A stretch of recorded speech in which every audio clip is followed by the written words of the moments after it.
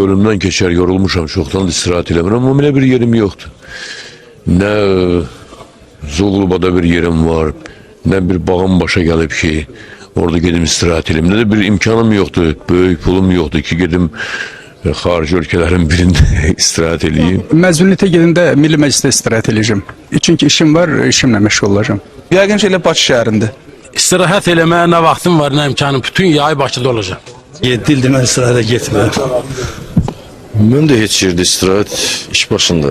İstirahət yoxdur, ancaq işləyəcəyik. Mən istirahət barədə o zaman fikirləşəcəm ki, bizim torpaqlarımız yeri qayıtsın. Seçki kampaniyası başladığına göre yəqin ki, istirahət eləməyəcək. İstirahət eləməyəcəm, Qubada olacağım. O istirahət.